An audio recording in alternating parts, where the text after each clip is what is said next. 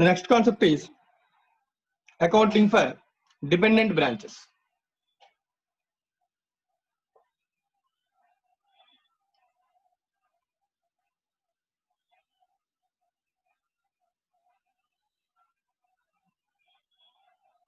Chepama Oxygen, what is meant by dependent branches?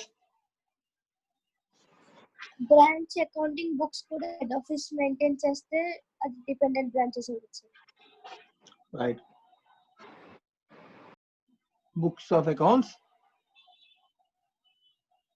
maintained by head office. అంతే కదా? Right. ఇప్పుడు question జాగ్రత్తగా observe చేయండి, నేను ఏం మాట్లాడుతున్నాను. So general meaning of dependent branch అంటే so it will depend mainly on head office అంటే లైక్ బిజినెస్ పాలసీస్ కానీ బిజినెస్ అడ్మినిస్ట్రేషన్ కానీ branch administration policies everything will be only controlled by the head office అని అర్థం. General meaning అన్న general theoretical meaning. అయితే నేను accounting point of view లో మీకు ఏం చెప్పాను, if the books of accounts are maintained separately by the head of branch itself అయితే కనుక దాని ఇండిపెండెంట్ అని. లేదు ఒకవేళ బుక్స్ ఆఫ్ అకౌంట్స్ కానీ హెడ్ ఆఫీస్ మెయింటైన్ చేస్తే బ్రాంచ్ యొక్క బుక్స్ ఆఫ్ అకౌంట్స్ ని హెడ్ ఆఫీస్ మెయింటైన్ చేస్తే then it is called dependent branch అని. So accounting point of view మనం థియరిటికల్ గా ప్రాక్టికల్ గా మనం నేర్చుకున్నాం.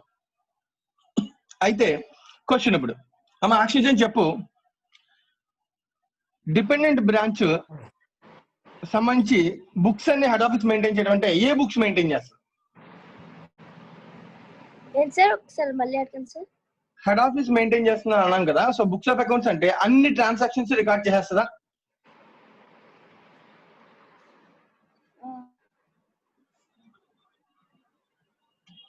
అక్షయ్ అన్ని రికార్డ్ చేయాలా?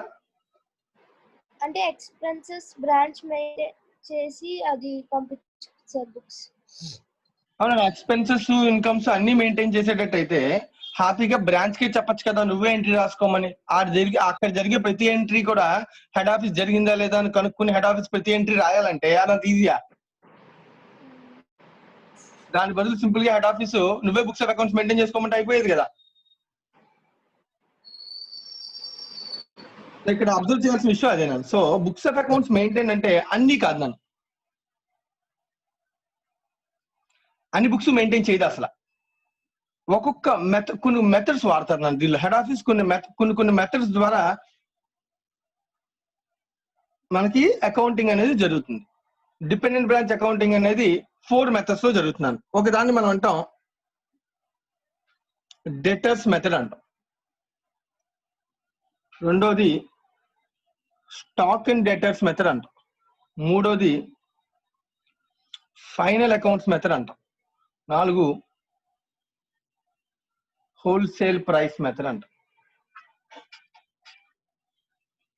సో 4 మెథడ్స్ లో బ్రాంచ్ యొక్క అకౌంట్స్ ని హెడ్ ఆఫీస్ మెయింటైన్ చేస్తుంది. ఒక్కొక్క మెథడ్ కి నేను అబ్జర్వ్ చేయాలి. దీనిలో అన్ని బుక్స్ ఆఫ్ అకౌంట్స్ కానీ హెడ్ ఆఫీస్ నీట్ గా ప్రతి transaction journal entry ledger maintain చేసేయగలిగితే హ్యాపీగా హెడ్ ఆఫీస్ బ్రాంచ్ నే మెయింటైన్ చేసుకోమంటది. అలా కాదు అని ఒక టెక్నిక్స్. మనం ఇప్పుడు నేర్చుకునేది కొన్ని టెక్నిక్స్ అండి. దీనిలో డబుల్ ఎంట్రీ సిస్టమ్ ప్రకారం అన్ని అకౌంటింగ్ ఎంట్రీస్ రాయాలని రూల్ ఏమి లేదు. సో అవసరమైన రాసి మనకు అల్టిమేట్ గా కావాల్సింది ఏంటి, మనం బుక్స్ ఆఫ్ అకౌంట్స్ ఎందుకు మెయింటైన్ చేస్తాం, బ్రాంచ్ ప్రాఫిట్ కాదు. సో బ్రాంచ్ యొక్క ప్రాఫిట్ ఎంత అని తెలుసుకోవడం కోసం, బ్రాంచ్ యొక్క ప్రాఫిట్ ఎంతో తెలుసుకోవడం కోసం బుక్స్ ఆఫ్ అకౌంట్ జనరల్ గా ఏ బిజినెస్ అయినా profits and losses account finance statement prepare చేయడానికి కదా బుక్స్ ఆఫ్ అకౌంట్స్ మెయింటైన్ చేస్తారు. సో ఈ ఆబ్జెక్టివ్ లో భాగంగా head office profit branch profit తెలుసుకోవడం కోసం కొన్ని మెథడ్స్ ఉపయోగిస్తారు. ఈ మెథడ్స్ ద్వారా వాడు కనుక్కుంటారు. అవి మనం ఇప్పుడు చూడబోతున్నాం. ఫస్ట్ మనం స్టార్ట్ చేస్తాం డెటర్స్ మెథడ్. 4 మెథడ్స్ ఉన్నాయి డిపెండెంట్ బ్రాంచెస్ లో. ఒక్కొక్క మెథడ్ గురించి ఇన్ డీటెయిల్ గా వెళ్దాం నాన్న. ఒక్కొక్క మెథడ్ దాని మీద సమ్స్ చేద్దాం. First method is debtors method.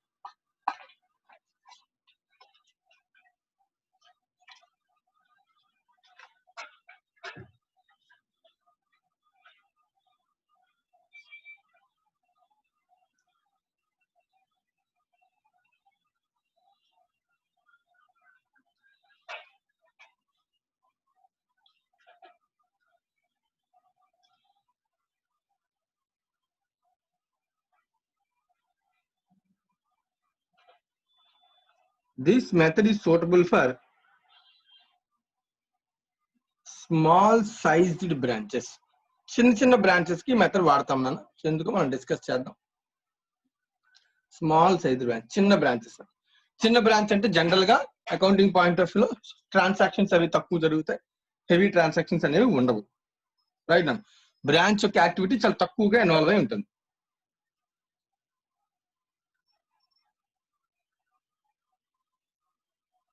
Under this method separate branch account is maintained for each branch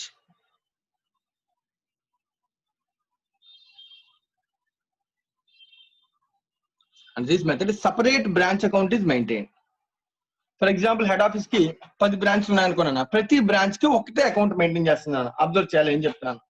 ఒకటే మెథడ్, ఒకటే అకౌంట్ మెయింటైన్ చేస్తున్నాను, బ్రాంచ్ అకౌంట్. ఫర్ ఎగ్జాంపుల్ నా కలకట్టాలో ఒక బ్రాంచ్ ఉంది, సో కలకట్టా బ్రాంచ్ అకౌంట్. నా కాకినాడలో బ్రాంచ్ ఉంది, కాకినాడ బ్రాంచ్ అకౌంట్. నాకు వైజాగ్ లో బ్రాంచ్ ఉంది, వైజాగ్ బ్రాంచ్ అకౌంట్. ముంబైలో branch, Mumbai branch account. Separate ప్రతి ఏరియా, ప్రతి బ్రాంచ్ కి ఒక సపరేట్ బ్రాంచ్ అకౌంట్ ఉంటుందని, అంతే ఈ మెథడ్ లో, ఇంకేం ఉండవు. Right. This is a technique. The method ఒక టెక్నిక్ నా, డబుల్ ఎంట్రీ సిస్టమ్ కాదు. మళ్ళీ చెప్తున్నా జాగ్రత్తగా observe. It is not a double entry system, it is a technique. Technique for calculation of branch profit. Right. ఇంకా కొంచెం క్లియర్ చేస్తాం. Total branch profit. So word జాగ్రత్తగా అబ్జర్వ్ చేయాలని నేను చెప్తాను. Total branch profit. So what is mean by total branch profit? Oxygen ఏంటి total branch profit అంటే ఏంటి? అంటే బ్యాలెన్స్ షీట్ మెయింటైన్ చేయకుండా ఫిక్స్డ్ అసెట్స్, డెటాస్ అవి కూడా. నేను బుక్స్ ఆఫ్ అకౌంట్ గురించి మన ప్రాఫిట్ గురించి మన టోటల్ బ్రాంచ్ ప్రాఫిట్ అంటే ఏంటి? బ్రాంచ్ కి ప్రాఫిట్ అంటే ఏంటి అసలు? సేల్స్ మైనస్ ఎక్స్పెన్సెస్ చేసి మిగిలింది ప్రాఫిట్. బాగా గుర్తొచ్చు ఆక్సిజన్. లాస్ట్ క్లాస్ లో నేను కన్ఫర్మేషన్ చెప్పాను. బ్రాంచ్ ప్రాఫిట్ ని ఎనాలిసిస్ కూడా చేసాము, దానిలో కొంచెం డీటెయిల్ గా చెప్పాను. ఎవరైనా చెప్పగలవా? ఏం చెప్పాను? బ్రాంచ్ ప్రాఫిట్ అంటే మనకు వచ్చిన నెట్ ప్రాఫిట్ ప్లస్ మన స్టాక్ రిజర్వ్ ఏదైనా ఉంటే profit, stock reserve elimination. Okay. మళ్ళీ stock reserve, closing stock, opening stock అవన్నీ అడ్జస్ట్ చేయడం సార్. అదే బ్రాంచ్ ఎర్న్ చేసిన profit plus stock reserve adjustment, అంతేనా? హెడ్ ఆఫీస్ ఎర్న్ చేసిన ప్రాఫిట్ కూడా మాట్లాడాం మనం. జాగ్రత్తగా అబ్జర్వ్ చేయండి. బ్రాంచ్ ప్రాఫిట్ అంటే ఏం చెప్తున్నాను? For example head office branch కి పంపించింది అనుకో, దానిలో కూడా ప్రాఫిట్ కి పంపించచ్చు కదా. Profit earned by head office on branch goods plus net profit earned by branch plus adjustment of stock reserve కదా. దాన్ని మనం అంటాం టోటల్ బ్రాంచ్ ప్రాఫిట్ అని అంటాం. ఫర్ ఎగ్జాంపుల్ ఇండిపెండెంట్ బ్రాంచ్ లో బ్రాంచ్ ప్రాఫిట్ అంటే ఓన్లీ బ్రాంచ్ రిలేటెడ్ ప్రాఫిట్ అండి. Head office profit మనం మాట్లాడడం. అంటే హెడ్ ఆఫీస్ బ్రాంచ్ నేను మాట్లాడే జాగ్రత్తగా నేను చెప్తున్నాను, అందరూ కాన్సన్ట్రేట్ చేయండి. సో జాగ్రత్తగా వినండి, ఇంపార్టెంట్ పాయింట్ ఇది. ఫస్ట్ ఇక్కడ స్టూడెంట్స్ చాలా మంది కన్ఫ్యూజ్ అవుతారు, అందుకే స్పెసిఫిక్ గా చెప్తున్నాను. జనరల్ గా ఇండిపెండెంట్ బ్రాంచ్ లో మ్యూట్ చేశాను. ఇండిపెండెంట్ బ్రాంచ్ లో బ్రాంచ్ ప్రాఫిట్ అంటే బ్రాంచ్ మాత్రమే అర్న్ చేసే ప్రాఫిట్. రైట్. అంటే బ్రాంచ్ కి గూడ్స్ హెడ్ ఆఫీస్ నుంచి ఎంత వచ్చాయో చూసుకుని, అది కాస్ట్ కింద తీసుకుని దాన్ని ఎంత కమ్మేమో చూసి, so sale minus goods received from head office cost branch కి ఏదైతే ఉంటుందో అది రాసుకుని the difference is known as branch profit. అంతే, అది ఇండిపెండెంట్ బ్రాంచ్ లో. మళ్ళీ మరి దాని మీద స్టాక్ ఇవన్నీ హెడ్ ఆఫీస్ చేసే అడ్జస్ట్మెంట్స్. అందుకని బ్రాంచ్ అకౌంట్ లో బుక్స్ లో ప్రాఫిట్ అంటే బ్రాంచ్ ఎర్న్ చేసే ప్రాఫిట్, ఇది ఇండిపెండెంట్ బ్రాంచ్ లో. మరి డిపెండెంట్ లో సరే ఏంటి అంటే, డిపెండెంట్ బ్రాంచ్ లో ప్రాఫిట్ అంటే టోటల్ బ్రాంచ్ ప్రాఫిట్. అంటే బ్రాంచ్ అమ్మిన గూడ్స్ మీద ప్రాఫిట్, హెడ్ ఆఫీస్ బ్రాంచ్ కి పంపించినప్పుడు వచ్చే గూడ్స్ లో కూడా ప్రాఫిట్ ఉంటే ఆ ప్రాఫిట్ ని కూడా రికార్డ్ చేస్తాం. సార్ ఎలా సార్? అది మరి బ్రాంచ్ కి తెలియదు కదా. బ్రాంచ్ కి తెలియాల్సిన అవసరం లేదు, ఎందుకంటే మన ఇక్కడ బుక్స్ అకౌంట్స్ ఎవరు మెయింటైన్ చేస్తారు? Head office. బుక్స్ అకౌంట్స్ ఎవరు మెయింటైన్ చేస్తారు? Head office. హెడ్ ఆఫీస్ కి తెలుసు కదా ఇన్ఫర్మేషన్ అంతా కూడా. సో హెడ్ ఆఫీస్ బ్రాంచ్ కి పంపించిన గూడ్స్ లో ఉన్న ప్రాఫిట్ తెలుసు, దానిలో ఉన్న స్టాక్ రిజర్వ్ తెలుసు, స్టాక్ తెలుసు, బ్రాంచ్ ఎంత కమ్మిందో తెలుసు, దాని మీద వచ్చిన ప్రాఫిట్ తెలుసు. అంటే హెడ్ ఆఫీస్ మెయింటైన్ చేస్తుంది కాబట్టి బుక్స్ ని. ప్రాఫిట్ అంటే మనం కనుక్కోవాల్సిన ప్రాఫిట్ బ్రాంచ్ ఎర్న్ చేసే ప్రాఫిట్ కాదు, టోటల్ బ్రాంచ్ మీద గూడ్స్ మీద వచ్చేటటువంటి టోటల్ ప్రాఫిట్ మనం క్యాలిక్యులేట్ చేయాలి.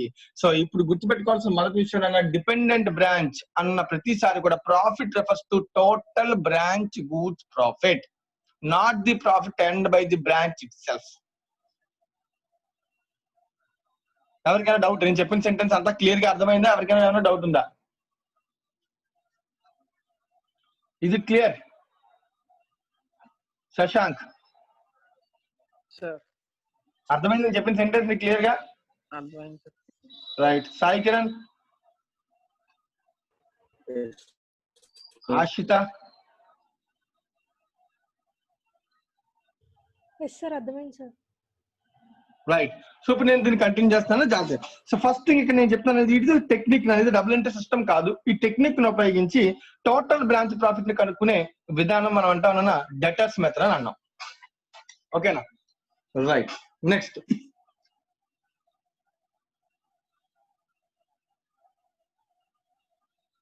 under this method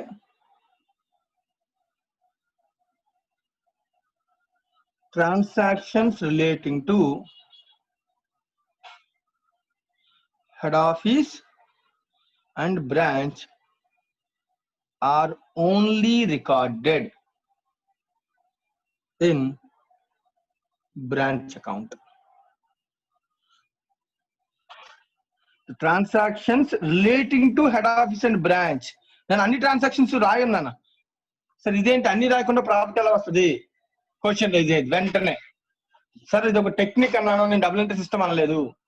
సో ఈ టెక్నిక్ లో అన్ని ట్రాన్సాక్షన్స్ ని రికార్డ్ చేయకుండా కూడా ప్రాఫిట్ ని కనుక్కునే ఒక డిఫరెంట్ టెక్నిక్. సరే ఎలా సాధ్యం? అన్ని ట్రాన్సాక్షన్స్ రాకుండా only head office and branch transactions మాత్రమే రాస్తే నాకు ప్రాఫిట్ వచ్చేస్తుందా? ఎస్ వస్తుంది. సరే ఎగ్జాంపుల్ ఎలా సాధ్యం? అది సింపుల్ క్వశ్చన్. కౌశిక్, నేను క్వశ్చన్ అడుగుతాను పాత టాపిక్స్ లో నుంచి. సార్ కౌశిక్ చెప్పు, నీకు సింగిల్ ఎంట్రీ సిస్టమ్ మనం చేసామా? సార్ చేసాను. సింగిల్ ఎంట్రీలో ఒక మెథడ్ ఉంది. ఫస్ట్ మెథడ్ ఏంటది? జనరల్ టెక్నిక్ కాకుండా method number 1 capital statement of affairs method అంటాం కదా. దానిలో ప్రాఫిట్ ఎలా కనుక్కున్నాం? బిజినెస్ యొక్క ప్రాఫిట్ ఎలా కనుక్కున్నాం? అడ్జస్ట్మెంట్ చేసింది సార్ క్యాపిటల్ కి. తర్వాత ఓపెనింగ్ కి క్లోజింగ్ కి ఉన్న డిఫరెన్స్ ని అడ్జస్ట్మెంట్ చేసిన తర్వాత ఎలా వచ్చేసింది? ఓపెనింగ్ కి క్లోజింగ్ కి ఉన్న ట్రాన్సాక్షన్స్ చూస్తే అన్ని చూసేస్తే ప్రాఫిట్ వచ్చేస్తుందా? వస్తుందా రాదా? సార్ మరి ఆ టెక్నిక్ తీసుకొచ్చి ఇక్కడ కూడా అప్లై చేస్తున్నాడు. ఫర్ ఎగ్జాంపుల్ హెడ్ ఆఫీస్ అనేది ఓనర్, రైట్ అన్న బ్రాంచ్ కి. ఓనర్ చేసిన ఇన్వెస్ట్మెంట్ ని నన్ను జాగ్రత్తగా అర్థం చేయాలి. ఓనర్ చేసిన ఇన్వెస్ట్మెంట్ లో మార్పులన్నీ ఏమేమి ఇన్వెస్ట్ చేశాడో ఆ మార్పులన్నింటినీ నేను రాసుకుంటూ వెళ్ళిపోతే ఇంకా ఫైనల్ గా నా బ్యాలెన్స్ ఏదైతే క్లోజింగ్ ఉంటుందో ఆ దానిలో ఉండిపోయే బ్యాలెన్స్ ఏంటి? మిగిలేదేంటి? ఫైనల్ గా అన్ని అడ్జస్ట్మెంట్ నేను ట్రాన్సాక్షన్స్ అన్ని రాస్తే వచ్చేదేంటి? ప్రాఫిట్. లైక్ ఎలా అయితే క్యాపిటల్ స్టేట్మెంట్ లో ఓపెనింగ్ క్యాపిటల్ క్లోజింగ్ క్యాపిటల్ తీసుకున్నాం, అడిషనల్ గా క్యాపిటల్ అని పెట్టాడా? చూసాం. లేదా ఆయన విత్డ్రా చేశాడా క్యాపిటల్? చూసాం. అన్ని ట్రాన్సాక్షన్స్ చూసేస్తే మిగిలిపోయింది ఏంటి? Balance figure profit or loss. In the same way profit or loss. In the same way ఇక్కడ కూడా హెడ్ ఆఫీస్ కి బ్రాంచ్ కి మధ్యలో ట్రాన్సాక్షన్స్ అన్ని నేను తీసుకుంటే బ్రాంచ్ లో జరిగిన ప్రతి ట్రాన్సాక్షన్ ని నేను రాసేసుకుంటూ వెళ్ళిపోతే సింపుల్ గా లైక్ ఓనర్ క్యాపిటల్ బిజినెస్ కి మధ్య ఎలా అయితే రాసామో క్యాపిటల్ కి బిజినెస్ కి మధ్య, అది లైబిలిటీ పాయింట్ ఆఫ్ వ్యూ, ఇది investment point of view. Right and ఎలా అయితే రాసి మనం అక్కడ ప్రాఫిట్ ఆర్ లాస్ కనిపెట్టాము ఇక్కడ కూడా. So through this technique, through this branch debtors method technique మనం దీనిలో ఏం చేయొచ్చు? ప్రాఫిట్ ఆర్ లాస్ ని కనుక్కోవచ్చు. రైట్. సో ఇది సింపుల్ గా నా బ్యాలెన్సింగ్ ఫిగర్. అందుకని ఇది టెక్నిక్ అన్నా, నేను స్టేట్మెంట్ ఆఫ్ అఫైర్స్ అది కూడా నేను ఒక టెక్నిక్ నా. ఎందుకంటే క్యాపిటల్ ట్రాన్సాక్షన్స్ అన్ని మనం రికార్డ్ చేసేస్తే ఫైనల్ గా మిగిలిపోయేది క్యాపిటల్ ఎందుకు సరి పెరుగుతుంది, ఓపెనింగ్ నుంచి క్లోజింగ్ ఎందుకు పెరుగుతుంది. So simple logic. Branch account కూడా అంతే కదా. సో ఇప్పుడు నేను ఇన్వెస్ట్ చేశాను బ్యాంక్ లో, ఫర్ ఎగ్జాంపుల్ జాగ్రత్తగా సింపుల్ గా చెప్పేది వినండి నన్ను జాగ్రత్త. నేను వెళ్ళి బ్యాంక్ లో ₹1,00,000 ఇన్వెస్ట్ చేశాను అనుకుందాం. ఒక 1 year తర్వాత వెళ్ళాను, క్లోజింగ్ బ్యాలెన్స్ 1,10,000 అయింది. నేను వెంటనే ఏం ఆలోచిస్తాను, అయ్యో 1,00,000 ఇస్తే 1,10,000 ఎందుకు అయింది, 10,000 పెరిగింది. 10,000 ఏంటి, ప్రాఫిట్. అర్థమవుతుందా? ఇప్పుడు మళ్ళీ సేమ్ థింగ్, వెళ్ళి బ్రాంచ్ లో 1,00,000 రూపాయలు ఇన్వెస్ట్ చేశాను. ఈ 2 వెళ్ళి బ్రాంచ్ దగ్గర డబ్బులు ఎంత ఉన్నాయని అడిగాను, 1,20,000 ఉన్నాయన్నాడు. క్యాష్ ఒకటి ఆలోచించు, ఎస్ఎస్ తర్వాత ఆలోచిద్దాం. జనరల్ మీనింగ్, బ్రాంచ్ దగ్గరికి వెళ్ళి ఇంకా 1,00,000 రూపాయలు ఇవ్వమంటే బ్రాంచ్ 1,00,000 రూపాయలు ఇన్వెస్ట్ చేశాను హెడ్ ఆఫీస్. ఈ 2 వెళ్ళి నీ దగ్గర ఎంత ఉందని అడిగాడు, 1,20,000 అయింది అన్నాడు బ్రాంచ్. అదేంటి 20,000 ఎలా పెరిగింది, ప్రాఫిట్. సరే ఇంకో 20,000 ఎక్స్ట్రా వేసి ఉండొచ్చు కదా, ఒకవేళ ఎక్స్ట్రా వేసి అది కూడా ఐడెంటిఫై చేయి, అప్పుడు ఇంకా డిఫరెన్స్ ఏమైనా ఉందో చూడు, అది ప్రాఫిట్. నేను విత్డ్రా చేసి ఉండొచ్చు కదా, విత్డ్రా చేస్తుంటే అది కూడా దాన్ని కూడా నువ్వు రిఫ్లెక్ట్ చేయి, ఇంకా ఏమైనా యాక్సెస్ మిగిలింది, దట్ ఈస్ ప్రాఫిట్. సో అన్ని అడ్జస్ట్మెంట్స్ చేసేగా, దేని మధ్యలో అడ్జస్ట్మెంట్స్, హెడ్ ఆఫీస్ కి బ్రాంచ్ కి మధ్యలో ఉన్న ప్రతి అడ్జస్ట్మెంట్ ని చేసేగా. సో మధ్యలో మిగిలిన దాన్ని మనం ఏమనాలి, ప్రాఫిట్. రైట్ అన్న, ఇది ఇన్వెస్ట్మెంట్ పాయింట్ ఆఫ్ వ్యూ మనం ఐడెంటిఫై చేయాల్సినటువంటి మెథడాలజీ. సో ఈ టెక్నిక్ మనం జాగ్రత్తగా ఇలా ఆలోచిస్తే, టెక్నిక్ లాగా ఆలోచిస్తేనన్నా చాలా ఈజీగా మనం దీన్ని కనిపెట్టచ్చు. రైట్. సో ఈ టెక్నిక్ లో ఫార్మాట్ రాస్తాను, జాగ్రత్తగా అబ్జర్వ్ చేయండి. Branch account, proforma branch account.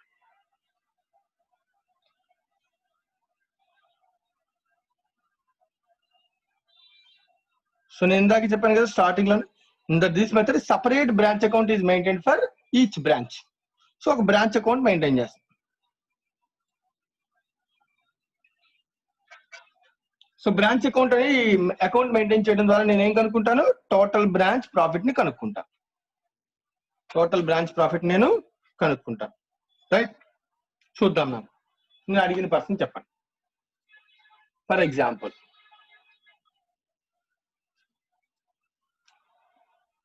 Yashwant చెప్తాడు. యశ్వంత్ సార్, యశ్వంత్ 2 బ్రాంచ్ లో ఇన్వెస్ట్ చేస్తున్నాను అంటే అది క్యాషా, బ్యాంకా, ఇంకేమైనా ఇన్వెస్ట్ చేస్తానా? అసెట్స్, గూడ్స్ ఇవ్వచ్చు కదా సార్? ఇవ్వచ్చు కదా. So investment can be in the form of any type of asset కదా. Yes sir. జాగ్రత్తగా నేను చెప్తాను. ఫర్ ఎగ్జాంపుల్ నీకు ఫస్ట్ ఇయర్ లో అయితే క్యాష్ ఇస్తాను, ఆ క్యాష్ తో నువ్వేం చేయొచ్చు, అసెట్ కొనొచ్చు, గూడ్స్ కొనొచ్చు, దాన్ని సేల్ చేయొచ్చు, ప్రాఫిట్ సంపాదించవచ్చు, లైబిలిటీ క్రియేట్ చేయొచ్చు, అవునా కదా. Yes sir. ఫస్ట్ ఇయర్ లో అయితే క్యాష్ ఉంటుంది, కానీ నేను మిడిల్ ఆఫ్ ది ఇయర్ లో ఎప్పుడైనా మాట్లాడాను అనుకోనా, అంటే ఒక 2-3 years తర్వాత బిగినింగ్ మాట్లాడాను అనుకో, బిగినింగ్ లో ఏముంది అంటే బ్రాంచ్ లో నేను ఏం ఇన్వెస్ట్ చేశాను అంటే ఒక క్యాష్ అని అంటానా, అసెట్స్ ఇన్వెస్ట్ చేశాను, లైబిలిటీస్ ఇన్వెస్ట్ చేశాను మాట్లాడుతానా లేదా? Yes sir. ఇన్వెస్ట్మెంట్ అంటే డెబిట్ కదా. Yes sir. లైక్ డెబిట్ నేను ఏమంటాను, ఇప్పుడు జాగ్రత్తగా అర్థం, నేను రాసేది అర్థం చేయని డౌట్ ఉంటే కనుక అవి opening balance of assets. Credit side రాస్తున్నానా, ఓపెనింగ్ బ్యాలెన్స్ ఆఫ్ లైబిలిటీస్. రాయితే రాయకూడదు యశ్వంత్ అలాగా. Yes sir. సో దీని అర్థం ఇన్వెస్ట్ చేసిన నెట్ అమౌంట్ కదా, అసెట్స్ రూపంలో 1,00,000 రూపాయలు ఉంది, లైబిలిటీస్ రూపంలో 10,000 ఉంది, అంటే నేను ఎంత ఇన్వెస్ట్ చేశాను, 90,000. So this is called opening balance of branch account. Right. Clear Yashwant? Yes sir. Right. అలాగే ఇప్పుడు క్యాపిటల్ టెక్నిక్ చెప్పాను, నేను ఇందాక చెప్పాను క్యాపిటల్ అనేది. ఇప్పుడు ఓపెనింగ్ ఇన్వెస్ట్మెంట్ చూసాం, బ్యాంక్ లో వేసిన అమౌంట్ చూసాం, క్లోజింగ్ లో ఎంత అమౌంట్ ఉందో కూడా చూస్తాం. సో బ్రాంచ్ లో క్లోజింగ్ లో ఏం మిగిలిపోయే అసెట్స్ ఇన్ఫర్మేషన్ అడుగుతాం, బ్రాంచ్ ని, బ్రాంచ్ ఇన్ఫర్మేషన్ చెప్తుంది. సో క్లోజింగ్ ఇట్ సైడ్ రాస్తాను, అసెట్స్ క్లోజింగ్, ఓపెనింగ్ ఇట్ రాస్తాను, క్లోజింగ్ ఇట్ రాస్తున్నాను. Closing balance of assets, A assets ఉంటే అసెట్స్ అన్ని రాస్తాను. అలాగే closing balance of liabilities.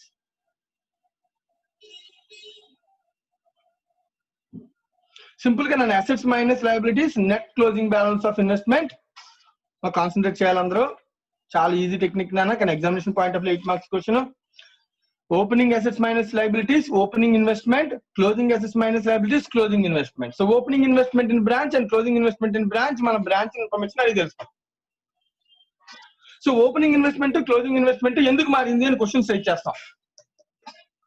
So opening investment, closing investment ఎందుకు మారింది అని క్వశ్చన్ రైజ్ చేస్తే ఇన్వెస్ట్మెంట్ ఎందుకు మారుతుంది, అక్షయ్ జైన్? ఒక బ్రాంచ్ లో ఇన్వెస్ట్మెంట్ ఎందుకు మారుతుంది? ఇప్పుడు నేను ఓపెనింగ్ ఇన్వెస్ట్మెంట్ చేశాను, క్లోజింగ్ లో ఎంత ఉందని చెప్పాను బ్రాంచ్, నా బ్రాంచ్ లో ఓపెనింగ్ ఎంత ఇన్వెస్ట్మెంట్, క్లోజింగ్ లో ఎంత అయింది, ఎందుకు మారుతుంది ఇన్వెస్ట్మెంట్? ఏదైనా ట్రాన్సాక్షన్స్ దాని రిలేటెడ్ చేస్తే చేంజ్ ఏం transactions? Transaction related to head office and branch చేసే ట్రాన్సాక్షన్స్ అవి. బ్రాంచ్ చేసినవి సార్. బ్రాంచ్ చేసిన ట్రాన్సాక్షన్స్ కాదు నాన్న, హెడ్ ఆఫీస్ అండ్ బ్రాంచ్ మధ్య జరిగిన ట్రాన్సాక్షన్స్. Yes sir. ఎందుకంటే నీకు ఇది హెడ్ ఆఫీస్ తో సంబంధించిన ఇన్వెస్ట్మెంట్ కదా, హెడ్ ఆఫీస్ చేస్తేనే కదా ఇన్వెస్ట్మెంట్ మారుతుంది. సో ఓనర్ లాగా అనమాట. సో ఓనర్ ఇన్వెస్ట్మెంట్ ఇంకా ఏ రూపంలో పెట్టచ్చు, ఓపెనింగ్ లో ఉన్న బ్యాలెన్స్ కాకుండా అడిషనల్ గా ఏం పంపించవచ్చు హెడ్ ఆఫీస్ బ్రాంచ్ కి? Yes sir. గూడ్స్ పంపించారు సార్. గూడ్స్ పంపించవచ్చు. దాన్ని మనం ఏమంటాం? To goods and to branch. General గా రాస్తాను అన్నాను. ఇది general information, double entry system కాదు. టు అకౌంట్ రాసినా పర్లేదు, రాయిపోయినా పర్లేదు. ఇక్కడ జస్ట్ ఇది ఇన్ఫర్మేషన్ మాత్రమే. ఎందుకంటే ఇది ఎంత ఏం చెప్పాను, ఇది ఒక technique. It's not a double entry system. Yes sir. Right. So GSB goods పంపిస్తే నా ఇన్వెస్ట్మెంట్ పెరిగినట్టే తగ్గినట్ట? పెరిగినట్టు సార్. కాబట్టి డెబిట్ చేశాను. రైట్. సో ఇప్పుడు నేను అంటాను, ఒకవేళ ఈ గూడ్స్ నేను పంపించినప్పుడు వీటిని నేను కాస్ట్ ప్రైస్ కి పంపించవచ్చు లేదా ఇన్వాయిస్ ప్రైస్ పంపించవచ్చు. ఒకవేళ నేను కానీ కాస్ట్ ప్రైస్ పంపించాను అనుకో, హ్యాపీ, ప్రాబ్లం లేదు. నేను ఇన్వాయిస్ ప్రైస్ పంపించాను అనుకో, మరి నాకు దీని మీద ప్రాఫిట్ రియలైజ్ అవ్వాలంటే ఎట్ సైడ్ రాయాలి? Credit side sir. కన్సైన్మెంట్ లో నేర్చుకున్నాం కాన్సెప్ట్, గుర్తుందా? సిమిలర్ కదా. Yes sir. By stock reserve on goods and to branch,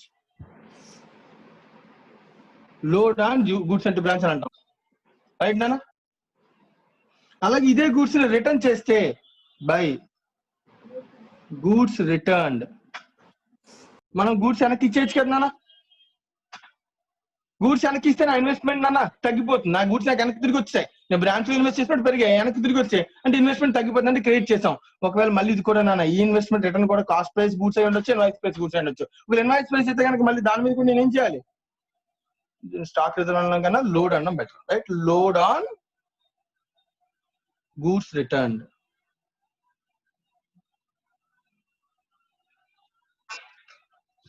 Load on goods returned. So goods పంపించాను, గూడ్స్ కి సంబంధించి ట్రాన్సాక్షన్స్ రాశాను. ఎవరికైనా ఏదైనా డౌట్ ఉంటే అడగచ్చు. రైట్. ఇప్పుడు వెంటనే క్వశ్చన్, సార్ ఓపెనింగ్ స్టాక్, ఇప్పుడు ఎసెట్స్ లో ఓపెనింగ్ స్టాక్ కూడా ఉంటుంది, అది ఇన్వాయిస్ ప్రైస్ కి బ్రాంచ్ కి సంబంధించిన ఇన్ఫర్మేషన్ అడిగితే అది ఇన్వాయిస్ ప్రైస్ ఉంటుంది, అది కూడా మనం అమ్మేస్తాం, దాని మీద కూడా ప్రాఫిట్ రిలీజ్ అవుద్ది. కాబట్టి ఇక్కడ నేను రాస్తాను బై ఓపెనింగ్ స్టాక్ అసెట్ ఉంటుంది కదా, సో దాని మీద వచ్చేది stock reserve on opening stock, నాకు ప్రాఫిట్ వస్తుంది కదా రాశాను. అలాగే sir closing assets values branch అడిగాం, వాడు ఇన్వాయిస్ ప్రైస్ లో చెప్పొచ్చు, కాస్ట్ ప్రైస్ లో చెప్పొచ్చు స్టాక్. ఒకవేళ ఇన్వాయిస్ ప్రైస్ లో చెప్తే దాని మీద కూడా ఏముంటుందన్న stock reserve. So stock reserve on closing stock. So goods సంబంధించి పాయింట్స్ అన్ని రాశాను. ఎవరికైనా డౌట్స్ ఉంటే అబ్జర్వ్ చేయండి. నేను ఓపెనింగ్ అసెట్స్ రాశాను, ఈ అసెట్స్ లో బ్రాంచ్ దగ్గర గూడ్స్ ఎన్ని ఉండిపోయాయి మిగిలిపోయాయి అని అడిగాను. నా దగ్గర అసెట్స్ అన్ని రాస్తాను కదా, స్టాక్ ఎంత ఉందని అడిగాను, స్టాక్ చెప్పాడు, దాని ఇన్వాయిస్ ప్రైస్ ఉంది. మరి అది నెక్స్ట్ ఇయర్ లో నేను ఓపెనింగ్ లో నెక్స్ట్ ఇయర్ లో నాకు అది సేల్ చేస్తాను కాబట్టి దాని మీద ఏమవుద్ది, ప్రాఫిట్ రిలీజ్ అవుద్ది. అందుకనే స్టాక్ రిజర్వ్ అని ఓపెనింగ్ స్టాక్ రాశాను. అలాగే క్లోజింగ్ స్టాక్ ఎంత ఉందని అడిగాను, సో వాల్యూ చెప్పాడు, మరి దాని మీద ప్రాఫిట్ రిలీజ్ అవ్వదు కాబట్టి నేను అంతానేమో రిలీజ్ అయిపోద్దని ఇక్కడ రాశాను. జిఎస్పి లో ఉన్న ప్రాఫిట్ మొత్తం రిలీజ్ అయిపోద్దని రాశాను, అది రిలీజ్ అవ్వదు కాబట్టి సో దాని మీద స్టాక్ రిజర్వ్ ఏం చేశాను, డెబిట్ చేశాను. మా కాన్సెప్చువల్ గా ఆలోచించాలి. సిద్ధు అర్థమైందా ఇది? రైట్. సిద్ధు నువ్వే చెప్పు. ఒక ఇన్వెస్ట్మెంట్ బ్రాంచ్ లో ఇన్వెస్ట్మెంట్ గూడ్స్ లో కాకుండా ఇంకా ఏ రూపంలో నేను ఇన్వెస్ట్ చేయొచ్చు? క్యాష్ ఇవ్వచ్చా లేదా బ్యాంక్ కి? క్యాష్ ఎందుకు ఇస్తుంది జనరల్ గా ఇన్వెస్ట్మెంట్? ఉపయోగం ఏముంది క్యాష్? చెప్తాం. Right. Cash expenses incurred by the head office. అంటే లైక్ బ్రాంచ్ ఖర్చు పెట్టాలి, బ్రాంచ్ శాలరీస్ పే చేయాలన్నా, అప్పుడు బ్రాంచ్ అన్నది నా డబ్బులతో మీరు పే చేసేయండి అన్నది. ఫర్ ఎగ్జాంపుల్ బ్రాంచ్ క్యాష్ రూపంలో ఎక్స్పెన్స్ పే చేయాలి, బ్రాంచ్ పే చేసుకుంటే మనకు సంబంధం లేదు అన్నది. ఓకేనా? నేను మాట్లాడుతున్న హెడ్ ఆఫీస్ పే చేసిన అనుకో, అది ఎడిషనల్ ఇన్వెస్ట్మెంటేగా. రైట్. అదే ఇక్కడ నేను ఇప్పుడు మాట్లాడుతున్నాను. Any additional investment to bank expenses of branch paid by head office. So నేను బ్రాంచ్ ఎక్స్పెన్స్ ఏదైనా సరే హెడ్ ఆఫీస్ ని పే చేయమని చెప్పాను. బ్రాంచ్ సాలరీస్ పే చేయాలి, హెడ్ ఆఫీస్ చెప్పు బాబు మీరు పే చేసేయండి అన్నాం అంటే అప్పుడు అడిషనల్ ఇన్వెస్ట్ చేసినట్టే కదా. సో అడిషనల్ ఇన్వెస్ట్మెంట్ చేస్తే డెబిట్ ఏమవుతుంది, పెరుగుతుంది. రైట్. సో అలాగే నెక్స్ట్, సో బ్రాంచ్ దగ్గర కొంత డబ్బులు ఎక్స్పెన్సెస్ ఖర్చులు అన్ని పోగా మిగిలిన డబ్బులు బ్రాంచ్ పంపించేసింది హెడ్ ఆఫీస్ కి, అంటే నా ఇన్వెస్ట్మెంట్ తిరిగి వచ్చేసింది కదా. సో మరి అప్పుడు ఏం చేయాలి, దాన్ని క్రెడిట్ చేయాలి. So by bank account remittance branch head office కి రెమిట్ చేస్తుంది అనుకో డబ్బులు, సో బ్రాంచ్ ఇన్వెస్ట్మెంట్ ఏమవుతుంది, హెడ్ ఆఫీస్ బ్రాంచ్ ఇన్వెస్ట్మెంట్ ఏమవుతుంది, తగ్గిపోతుంది. అందుకని నేను ఏం చేసాం, క్రెడిట్ చేసాం. లైక్ క్యాపిటల్ లో డ్రాయింగ్స్ చేసాం అనుకో, ఇనిషియల్ క్యాపిటల్ ఏమవుతుంది, తగ్గిపోతుంది. అలాగే బ్రాంచ్ లో ఇన్వెస్ట్ చేసిన డబ్బులు మళ్ళీ తిరిగి బ్రాంచ్ నాకు కొంత డబ్బులు ఇచ్చేసింది, అప్పుడు నా ఇన్వెస్ట్మెంట్ ఏమవుతుంది, తగ్గిపోతుంది. అందుకే క్రెడిట్ చేశాను. ఇన్వెస్ట్మెంట్ పెరిగితే డెబిట్, నాకు తగ్గితే క్రెడిట్.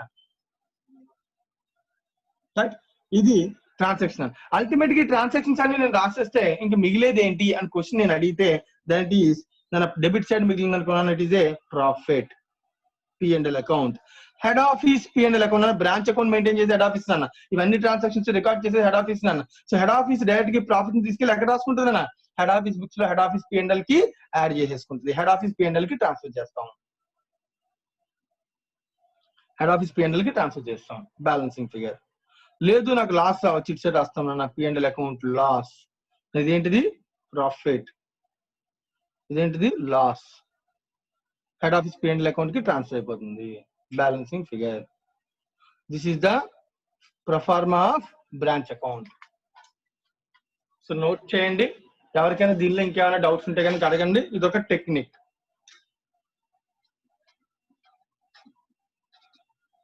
నోట్ చేయండి అన్న, ఎవరికైనా డౌట్ ఉంటే అడగండి అన్న. 1 minute గ్యాప్ ఇస్తాను నేను, ఆలోచించి అడగండి, క్వశ్చన్స్ అడగండి. డౌట్ ఉన్న వాళ్ళు 1 minute తర్వాత అడగండి.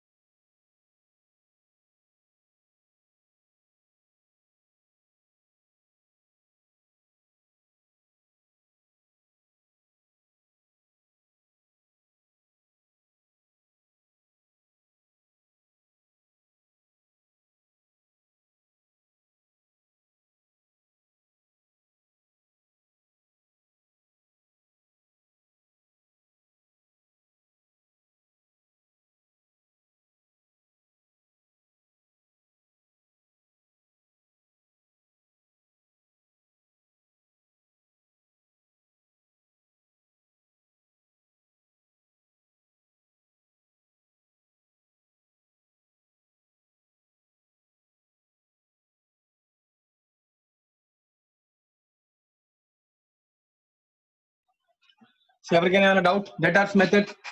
సరే ఎందుకు సార్ నేను డేటాస్ మెథడ్ అన్నాడు, సో పెద్దగా లాజిక్ ఏం లేదు దానిలో, బట్ కానీ నువ్వు అబ్జర్వ్ చేస్తే branch is like A data.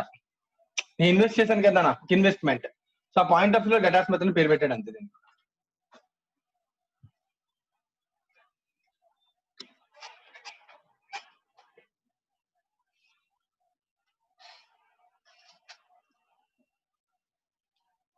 Right, దాన్ని సాల్వ్ చేద్దాం, మనం సమ్స్ చేద్దాం. Question number 1, illustration number 1.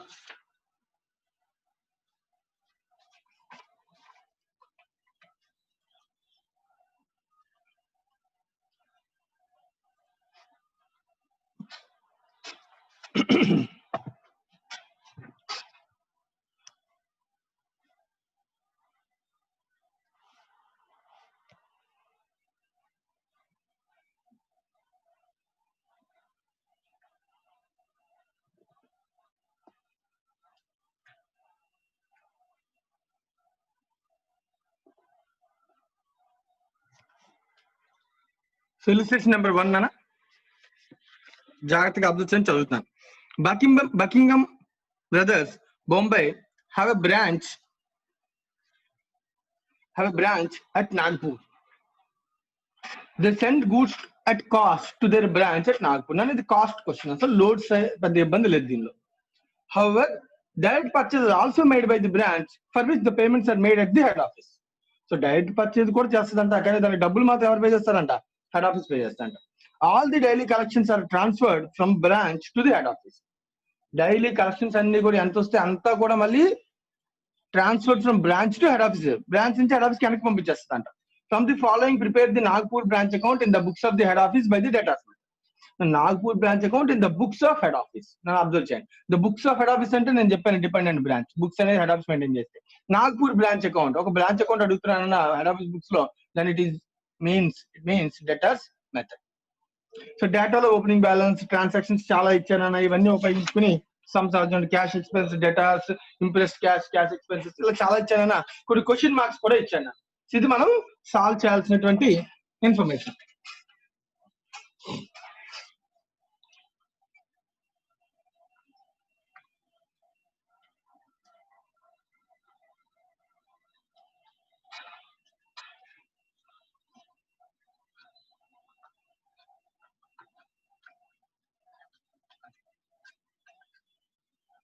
So illustration number 1 చెప్తున్నాను నేను. Branch account name. So branch పేరు నాగ్పూర్. సో సింపుల్ గా రాసుకోండి, Nagpur branch account, Nagpur branch account. So అలాగే పైన ఇది ఎవరి బుక్స్ లో మనం మెయింటైన్ చేస్తున్నాం, the books of head office. Books of what is the head office name, Buckingham brothers.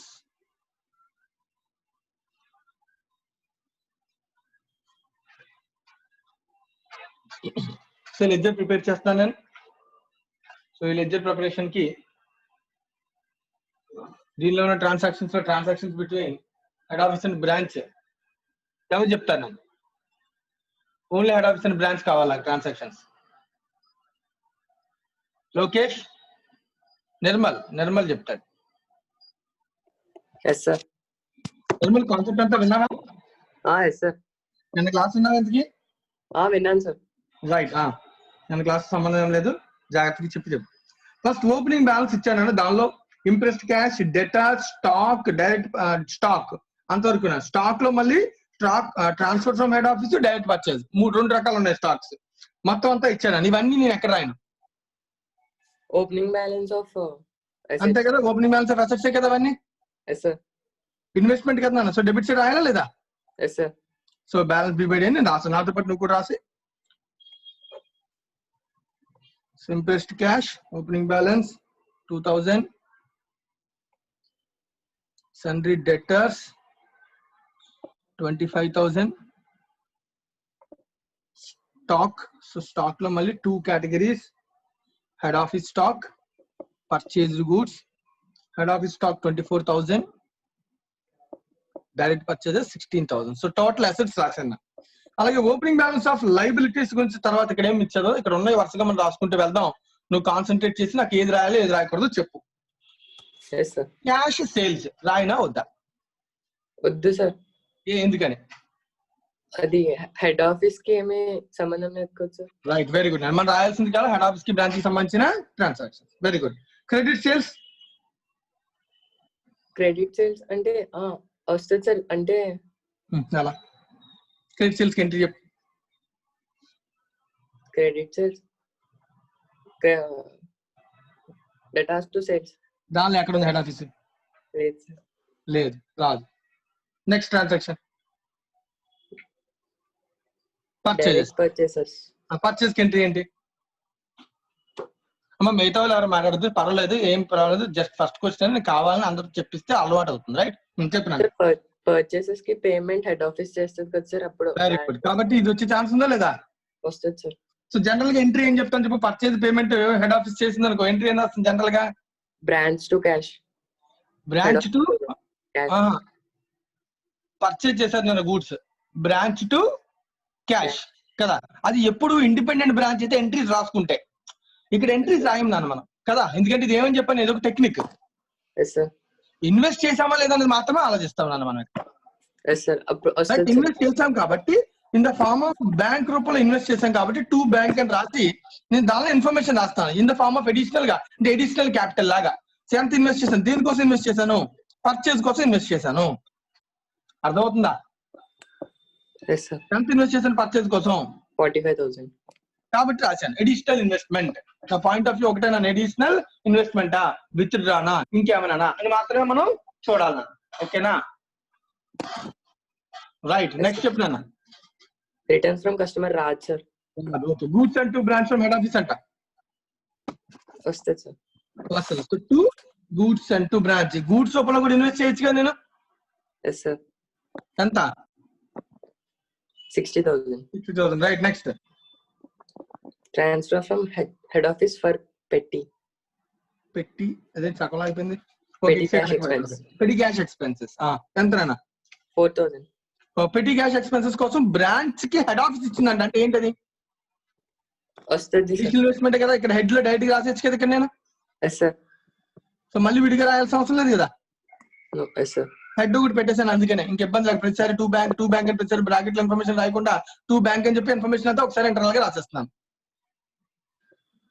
Right. Next. Credit side కి వెళ్దాం. Yes sir. Bad debts transaction ఎవరికి సంబంధం? రాదు. Right. Next. Discount to customers రాదు sir. రాదు. Next. Remittance to head office వస్తుంది sir. Right. Remittance to head office. Remittance ఇస్తే నా క్యాష్ ఏమవుతుంది? తగ్గిపోతుంది కదా. Yes sir. By bank account. So bracket లో remittance.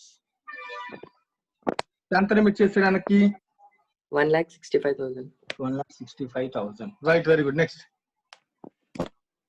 Remittance to head office మళ్ళీ అంటే దాని అర్థం ఇన్ ట్రాన్సిట్ లో కూడా ఉంది. నాట్ రిసీవ్డ్ అంటే ఇన్ ట్రాన్సిటే కదా. Yes sir. ఇన్ ట్రాన్సిట్ లో ఉన్నా కూడా నాకు వచ్చేసినట్టే కదా. Yes sir. So cash in transit. ఓకేనా. రెమిటెన్స్ క్యాష్ ఇన్ ట్రాన్సిట్ ఎంత? 5,000. 5,000. తగ్గిపోవాలి కదా నా ఇన్వెస్ట్మెంట్. క్యాష్ ఇన్ ట్రాన్సిట్ లో ఉంటే ఎలా ఉంటాయి? నా ఇన్వెస్ట్మెంట్ తగ్గిపోవాలా లేదా? Yes sir. Right. Next. Branch expense directly paid by head office. అది డెబిట్ సైడ్ వస్తుంది సార్. డెబిట్ సైడ్ వస్తుంది. బ్రాంచ్ ఎక్స్పెన్స్ ఎంత అన్న? 30,000. 30,000. ఇది కూడా ఎడిషనల్ ఇన్వెస్ట్మెంటేగా. Yes sir. Right. Next. Closing balance. So closing balance of assets ఇస్తున్నా అంటే ఇది క్లోజింగ్ బ్యాలెన్స్ ఆఫ్ అసెట్స్ ఇచ్చేటే కదా రాయాలి నేను. Yes sir. So by balances carried down. Assets లో ఏమేమి అసెట్స్ ఉన్నాయో చూద్దాం. ఫస్ట్ ఏమున్నాడు వాడు? Stock direct purchases. స్టాక్ లో 2 రకాలు ఉంటాయి. డైరెక్ట్ పర్చేస్ ఉండాలి, హెడ్ ఆఫీస్ ఉండాలి. సో డైరెక్ట్ పర్చేస్ స్టాక్ ఎంత? 10,000. 10,000. హెడ్ ఆఫీస్ స్టాక్ ఎంత? 5,000. 15,000. 15,000. రైట్. నెక్స్ట్ ఇంకా ఏమున్నాయి ట్రాన్సాక్షన్స్? డేటాస్ ఉంది కానీ అమౌంట్ ఎంత తెలియదు అంటే మనం కనిపెట్టాలి. రైట్. నెక్స్ట్. ఇంప్రెస్డ్ క్యాష్ అన్నాను. ఇంప్రెస్డ్ వర్డ్ విన్నాము. సో దాని గురించి నేను మళ్ళీ అడుగుతాను. ఇది ఒకటి ఉంది కానీ అంత తెలియదు. Next. Petty cash expenses. Petty cash expenses అయినాయి అంట. సో ట్రాన్సాక్షన్ అన్నాను, క్లోజింగ్ బ్యాలెన్స్ కాదు. ఇంప్రెస్డ్ క్యాష్ అనేది క్లోజింగ్ బ్యాలెన్స్ కదా. Yes sir. Petty cash expenses 4,000 అయ్యాయి అని చెప్తున్నాను. యాక్చువల్ గా పెట్టి క్యాష్ ఎక్స్పెన్సెస్ అయ్యాయి. వాటికి పేమెంట్ ఎవరు చేశారు? హెడ్ ఆఫీస్ చేసింది సార్. అది ఆల్రెడీ మనం రికార్డ్ చేసేసాం సార్. మనకి అవసరం లేదు కదా. Yes sir. ఓకే. ఇప్పుడు నీ తెలివితేటలు వాడి నాకు 2 అసెట్స్ ఇన్వెస్ట్మెంట్ బ్యాలెన్స్ తెలిస్తే like debtor and imprest cash నా సమ్ అయిపోయిందా లేదా? అయిపోతుంది. ఇంకేం లేదు. అన్ని ట్రాన్సాక్షన్స్ రాసాంగా. ఓపెనింగ్ బ్యాలెన్స్ ఆఫ్ అసెట్స్ ఉన్నాయి, లైబిలిటీస్ లేవని అర్థం చెప్పలేదంటే. క్లోజింగ్ బ్యాలెన్స్ ఆఫ్ అసెట్స్ ఉన్నాయి, బ్యాలెన్స్ ని కనిపెడితే చాలు. ట్రాన్సాక్షన్స్ రెమిటెన్స్ ఉంది, ఇన్వెస్ట్మెంట్ ఉంది. ఇంకా ఆటోమేటిక్ ఇంకా అడిషనల్ క్యాపిటల్ అయిపోయింది, విత్డ్రాల్ అయిపోయింది, అన్ని అయిపోయినాయి. మిగిలేదు ఏంటి? ఇటు సైడ్ మిగిలితే లాస్, ఇటు సైడ్ మిగిలితే ప్రాఫిట్. నువ్వు ఏదో ఒకటి కనిపెట్టాలి. అది కనిపెట్టాలంటే నాకు ఏం తెలియాలి? Datas cash. చెప్పగలవా? డేటాస్ ఎంత, క్యాష్ ఎంత, అసలు మనం ఏం చెయ్యాలి? డేటాస్ అంటే సార్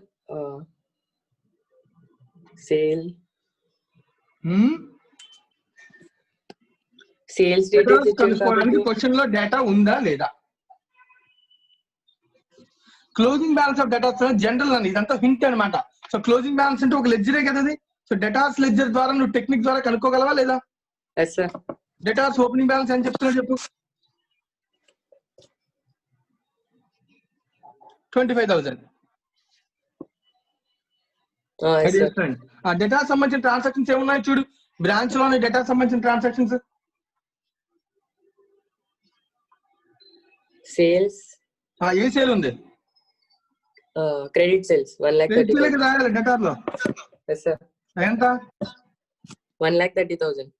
1,30,000. ఓకే. 1,30,000. రైట్. అయిపోయింది. నెక్స్ట్ చెప్పు. ఇంకేమున్నాయి ట్రాన్సాక్షన్ చూడు డేటా సంబంధించి. Bad debts. బ్యాడ్ డెట్స్ రాయ్. ఎంత? 1,000. ఓకే. 1,000. నెక్స్ట్. డిస్కౌంట్ ఇచ్చామంట. Discount customers.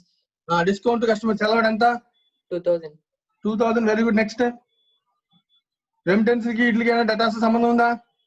No sir. లేదు. అంటే కానీ ఖచ్చితంగా నువ్వు అబ్జర్వ్ చేస్తే ఇంకో 2 విషయాలు ఉంటేనే కదా నాకు క్లోజింగ్ బ్యాలెన్స్, ఇంకో విషయం ఉంటేనే కదా క్లోజింగ్ బ్యాలెన్స్ తెలుస్తుంది. Yes sir, cash paid by విషయం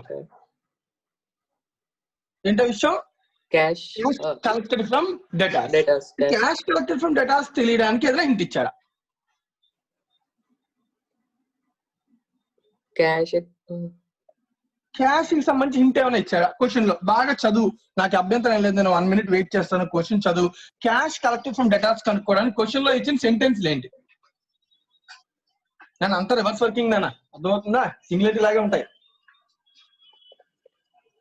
వెతుకు వెతుకు వెతుకు. రెమిటెన్స్ టు హెడ్ ఆఫీస్ అంటే డైలీ చేసిన సేల్స్ హెడ్ ఆఫీస్ కి పంపించేస్తారు అని. Right. All daily collections are transfer from branch to head office అన్నాడు కదా. అప్పుడు మొత్తం టోటల్ రెమిటెన్స్ ఎంత చేశాడు చెప్పు? 1,65,000. రాంగ్. 1,65,000 కాదు, 1,70,000 ప్లస్ 5,000 కదా. మొత్తం 1,70,000 లిమిట్ చేసింది బ్రాంచ్. అందులో క్యాష్ సేల్స్ లెస్ చేయాలి సార్. అందులో క్యాష్ సేల్స్ కూడా ఉందండి. క్యాష్ సేల్స్ కూడా క్యాష్ వచ్చింది కదా. ఎంత? 45,000. కాబట్టి మిగిలినంతా కూడా పంపించేసినట్టేగా. మిగిలినంతగా ఉండొచ్చు. Credit sales collected from debtors. ఎంత అన్న? 1,25,000. మీనింగ్ అర్థమైంది కదా ఈజీగానే. Yes sir. So collection from debtors is 1,25,000. Then what is the closing balance of debtors? 27,000. 27,000. 7,000 అని రాసామా మనం? Sir balance carried down sir 27,000. నన్ను ఇంకొక విషయం చెప్పలేక, రిటర్న్స్ ఫ్రమ్ కస్టమర్స్. కస్టమర్ నుంచి రిటర్న్ వస్తే ఏంటది? Sales returns. Sales returns sir. మరి రాయలేదు. సేల్స్ రిటర్న్స్ ఎంత ఉంది? 3,000. సార్ అప్పుడు ఇది ఎంత అవుతుంది? 24,000. 24,000 టోటల్ వేసుకుని 24,000 టోటల్ ఎంత చూడు? 1,55,000. ఓకేనా? సో రిటర్న్స్ మనం రాయలేదు, ఒక ట్రాన్సాక్షన్ పెండింగ్ వదిలేసావు డేటాస్ కి. సో రిటర్న్స్ కూడా రాస్తే దాని క్లోజింగ్ బ్యాలెన్స్ ఇస్ 24,000. సో నేను ఇక్కడ రాసేచ్చా ఇన్వెస్ట్మెంట్ అకౌంట్ లో? రైట్. ఇంకొక అసెట్ మిగిలిందని ఏంటది? Impressed cash. చెప్పు, ఇంప్రెస్డ్ అంటే మీనింగ్ ఏంటి? గుర్తుందా? ఎక్కడ నేర్చుకున్నావు?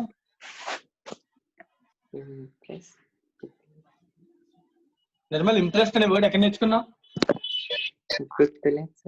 పెట్టి క్యాష్ బుక్ ఫౌండేషన్. పెట్టి క్యాష్ బుక్. పెట్టి క్యాష్ బుక్ లో ఇంప్రెస్డ్ సిస్టమ్ అంటే అర్థం ఏంటి? అంటే ఎక్స్పెన్సెస్ ఇంకర్ ఒక స్పెసిఫైడ్ పేమెంట్ అమౌంట్ తీసుకుంటాం, దాని తర్వాత ఎక్స్పెండిచర్ ఏమైనా అవి మొత్తం రియంబర్స్ చేసి ఎప్పుడు అదే ఫిక్స్డ్ అమౌంట్ ని మెయింటైన్ చేస్తాం.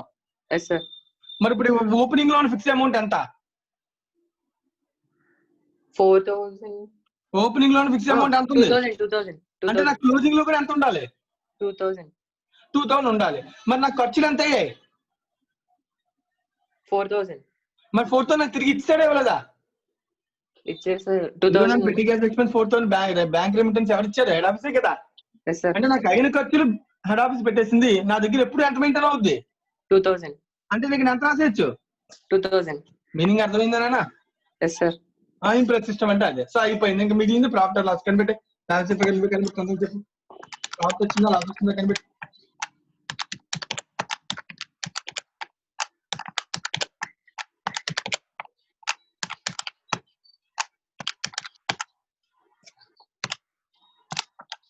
Total of credit side 2 lakhs.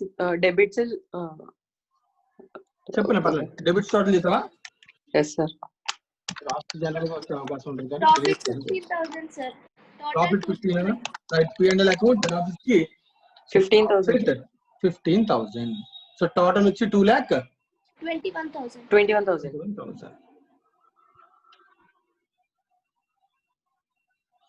2,21,000. So note చేయనని ఏమైనా డౌట్స్ ఉంటే అడుగు. సో ఈ పాయింట్ అర్థమైందని అందరికీ టెక్నిక్. సో జాగ్రత్తగా అర్థం చేయను. సో దీనిలో ప్రతి ట్రాన్సాక్షన్ ఆటోమేటిక్ గా ఇన్బిల్ట్ అయిపోతుంది.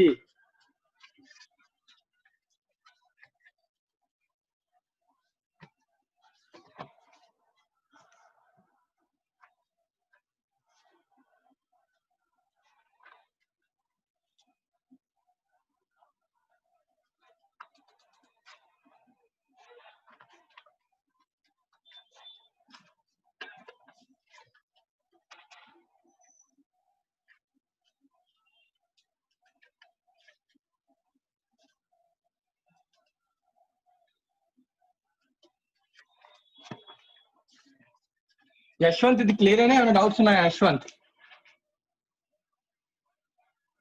లేదా సార్? అర్థమైంది కదా నాన్న క్లియర్ గానే? Yes sir. Right.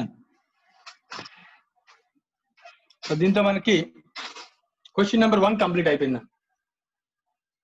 Next question కి వెళ్దాం.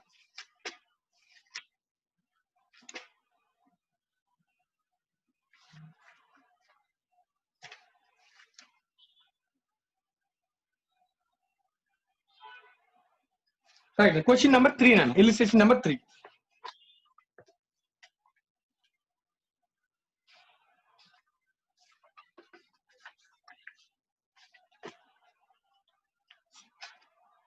So illustration number 3.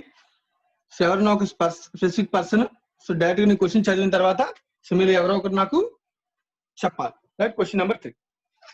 So Bombay Traders invoiced goods to its head office at cost. To its Delhi branch at cost. Head office paid all the branch expenses from its bank account except petty cash expenses which are met by branch.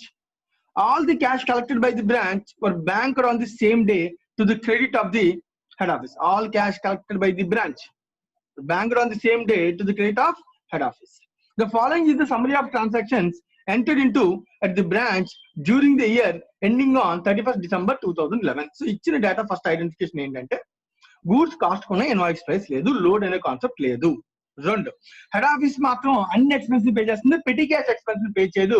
So petty cash expense ని branch దగ్గర ఉన్నటువంటి petty cash తోనే payment చేసుకుంటుంది తప్ప head office దానికి సంబంధించి ఏమీ చేయదు అని చెప్తున్నాను అనమాట. ఓకేనా? petty cash expenses were being met by branch. All cash collected by the branch were banked on the same day. ఎంతైతే క్యాష్ కలెక్ట్ అవుతుందో అంతా కూడా బ్యాంక్ తీసుకెళ్లి హెడ్ ఆఫీస్ అకౌంట్ లో ఎవ్రీ డే వేసేస్తుంది. Following is the summary of transactions entered into branch during the year. Transactions ఇచ్చాడు. Transactions అనే తర్వాత prepare branch account debtors method అని మిగతా మెథడ్స్ కూడా ఉన్నాయి. సో మనం ప్రస్తుతానికి దీనిలో మనం పట్టుకుంటే కేవలం బ్రాంచ్ అకౌంట్ మాత్రమే తీసుకుని మనం సమ్ చేద్దాం. ఎందుకంటే మనం ప్రెసెంట్ ఏం నేర్చుకున్నాం? డేటాస్ మెథడ్ మాత్రమే నేర్చుకున్నాం.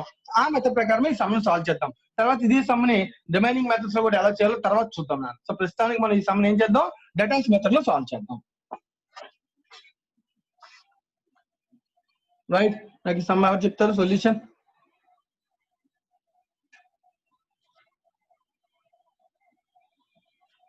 సో బ్రాంచ్ పేరు ఢిల్లీ బ్రాంచ్. లోకేష్ చెప్తారా? Okay sir. లోకేష్ అర్థమైందే క్వశ్చన్ అంతా నీకు మొత్తం ఇంతకి? సార్ రైట్, అర్థమైంది కదా? కొంచెం గట్టిగా మాట్లాడి వినపట్లేదు. రైట్, ఒక్కొక్కటి స్టార్ట్ చేద్దాం. సో ట్రాన్సాక్షన్స్ లో ఫస్ట్ ఓపెనింగ్ బ్యాలెన్స్ ఉందని ఎక్కడ రాయమంటే 3 బ్యాలెన్స్ ఉన్నాయి. డెబిట్ సైడ్ 2 బ్యాలెన్స్ బై బడి ఓపెనింగ్ బ్యాలెన్స్ ఆఫ్ అసెట్స్ రాస్తున్నాను. ఫస్ట్ వన్ ఈ stock 7000, debtors 12,600, petty cash 200. Assets రాశాను. నెక్స్ట్ ట్రాన్సాక్షన్స్ నేను చదువుతాను, రాయాలో లేదో చెప్పు. Goods sent from head office. Goods sent from head office debit side రాయాలి సార్. డెబిట్ సైడ్ రాయాలా? Yes sir. Goods sent to బ్రాంచే కదా దాని అర్థం. Yes sir. 26,000 additional investment in the form of goods. Right, next. Goods returned to head office anta. Credit side రాయాలి. రాయాలి కదా. So by goods returned ఎంతనా 1000 to head office రాస్తాను. మొత్తం అందరి కావు. నెక్స్ట్ క్యాష్ సేల్స్ రాయినా వద్దా? వద్దు సార్. క్రెడిట్ సేల్స్, వద్దు sir. Allowances to customers, discount to customers, bad debts ఇవన్నీ కూడా హెడ్ ఆఫీస్ తో సంబంధం ఉందా? లేదు sir. Goods returned by customers, salaries and wages, rent and rates, salaries and wages, rent and rates, and expense ఇవన్నీ salaries and wages రాయాలి కదా sir. ఎందుకు రాయాలి? All branch expenses from its bank account are met by from its bank account అని చెప్పాడు కాబట్టి so 2 bank account అని head office pay చేసింది కాబట్టి అడిషనల్ ఇన్వెస్ట్మెంట్ కింద రాస్తాను. సో సాలరీస్ రాస్తాను. అదర్ దాన్ పెట్టి ఎక్స్పెన్స్ అని క్లియర్ గా చెప్పాడు కదా. Yes sir. సాలరీ 6,200 రాస్తాను, additional investment. Next rent and rates రాస్తున్నాను 1200. నెక్స్ట్ సండ్రీ ఎక్స్పెన్సెస్ రాస్తున్నాను 800. Next cash received from sundry debtors రాయాలా? No, sir. Balance closing balances Stock. రాయాలి. Balance cash down, credit side రాయాలి. ఏమేమి ఉన్నాయి? Stock. ఎంత? 6,500. Okay next Debtors. డేటాస్ ఎంత? 9,800. Okay next Petty cash. పెట్టి క్యాష్ ఎంత? 100. బాగుంది. అయితే క్వశ్చన్ అన్ని ఇచ్చేసాడా? పైన పారాగ్రాఫ్ అంటే చదువు. ఏం చెప్పాడు పారాగ్రాఫ్ లో? Branch expense met by bank account except పెట్టి క్యాష్ అన్నాడు. బాగుంది, రాసాం. All cash collected by the branch were bank on the same day అన్నాడు. మరి బ్యాంక్ నుంచి మరి నాకు వస్తే నా ఇన్వెస్ట్మెంట్ తగ్గాలి కదా? అర్థమవుతుందా? అంటే ఖచ్చితంగా క్యాష్ రెమిటెన్స్ ఉంది, మనకి ఆ ఇన్ఫర్మేషన్ లేదు, అది కనిపెట్టాలి. ఓకేనా? yes, sir. ఆ రెమిటెన్స్ ఎంత నువ్వు క్వశ్చన్ జాగ్రత్తగా అబ్జర్వ్ చేసి ఇచ్చిన డేటా ప్రకారం ఎంత చెప్పడానికి ట్రై చేసి క్యాష్ రెమిటెన్స్ ఎంత అయ్యే ఛాన్స్ ఉంది?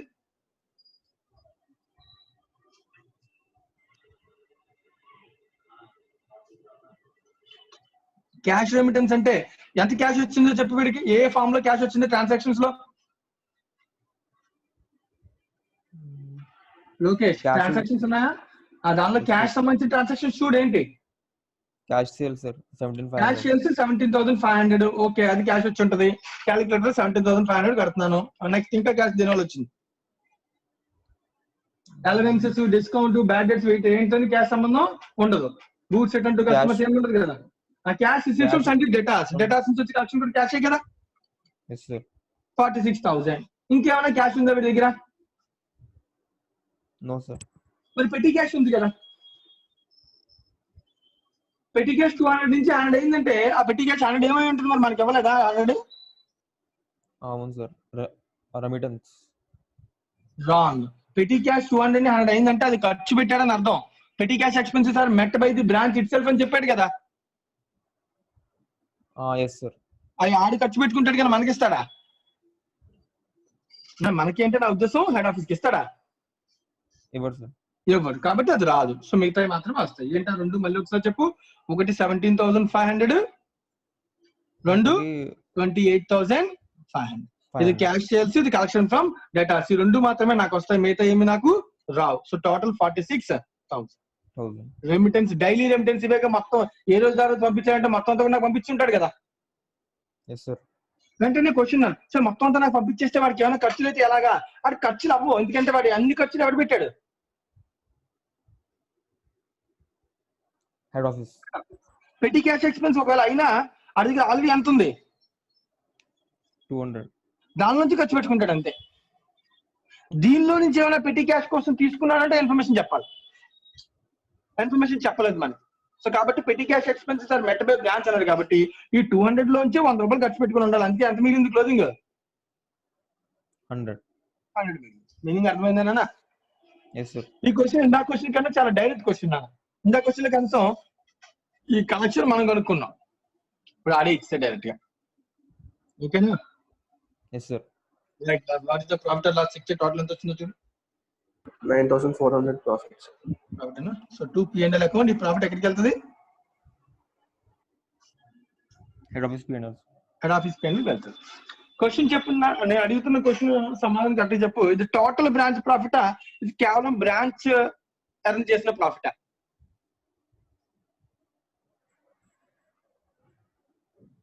లోకేష్ క్వశ్చన్ ఇది. లోకేష్ 9,400 టోటల్ బ్రాంచ్ ప్రాఫిటా లేదా బ్రాంచ్ ఎర్న్ చేసిన ప్రాఫిటా? టోటల్ బ్రాంచ్ ప్రాఫిట్ అంటే మొత్తం బ్రాంచ్ గూడ్స్ మీద వచ్చిన profit. Branch profit sir. Branch profit అయినా మొత్తం గూడ్స్ మీద వచ్చిన ప్రాఫిట్ కదా? కాదు సార్. నేను ఎలా చెప్పగలం?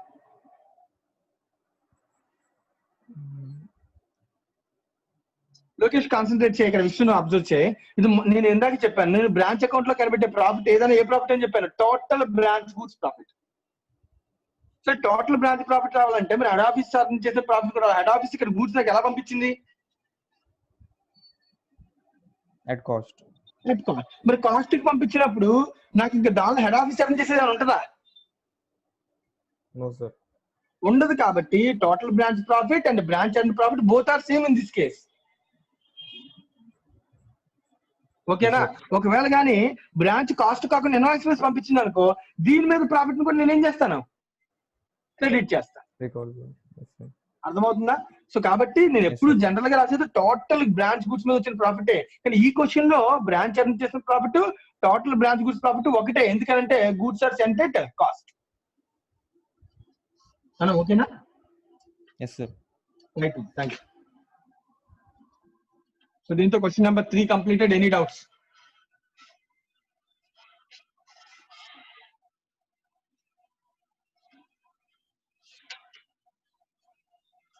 నెక్స్ట్ నన్ను ఇన్వాయిస్ ప్రైస్ మోడల్ అన్న, సో అది కూడా మనం చేస్తే బెటర్ కదా. So illustration number 4. మన క్వశ్చన్ వాడు అడిగిన మెథడ్స్ లో నేను చేయట్లేదు, నాకు కావాల్సిన మెథడ్ లో మాత్రమే నేను చెప్తున్నాను. సో ఇలిస్ట్రేషన్ నెంబర్ 4 లో వాడు యాక్చువల్ గా అడిగింది నెసరీ లెడ్జర్స్ తయారు చేయమని. లెడ్జర్స్ తయారు చేయడానికి స్టాక్ అండ్ డేటాస్ మెథడ్ అంటాం, కానీ మనం ఇంకా అది డిస్కస్ చేయలేదు. సేమ్ క్వశ్చన్ ని డేటాస్ మెథడ్ లో చేయకూడదు అంటే ఎస్, డెఫినెట్ గా చేయొచ్చు. అదే విషయం మనం ఇప్పుడు డిస్కస్ చేయబోతున్నాం. ఏ క్వశ్చన్ అయినా డేటాస్ మెథడ్ లో చేయొచ్చు. నాకు కావాల్సింది transaction between head office and branch, ఆ డేటా ఉంటే చాలు. రైట్, సో నేను సాల్వ్ చేయబోతున్నాను ఇలిస్ట్రేషన్ నెంబర్ 4. మీరు ఇది కానీ కంప్లీట్ చేసేస్తే హ్యాపీగా మనకి వాళ్ళ క్లాస్ లో డేటాస్ మెథడ్ కంప్లీట్ అయిపోతుంది. సరే, ఈ క్వశ్చన్ కి ఆన్సర్ ఈసారి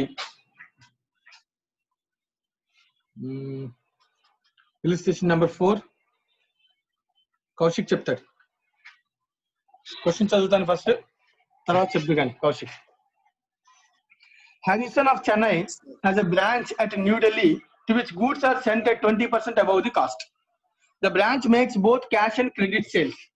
Branch expenses are met partly from head office. The branch makes both cash and credit sale. The branch expenses are met partly from head office and partly by branch. The statement of expenses incurred by the branch every month is sent to the head office for recording. ఏమే expense ఖర్చు అయ్యాయి ఏంటి అన్ని కూడా statement పంపిస్తుంది, అవి record చేసుకుంటున్నాను head office. ఎందుకంటే ఇది హెడ్ ఆఫీస్ బుక్స్ లో రాసుకోవాలి, ఎందుకంటే ఇది డేటా, ఇది నీకు అర్థం కావాలి. Dependent branch.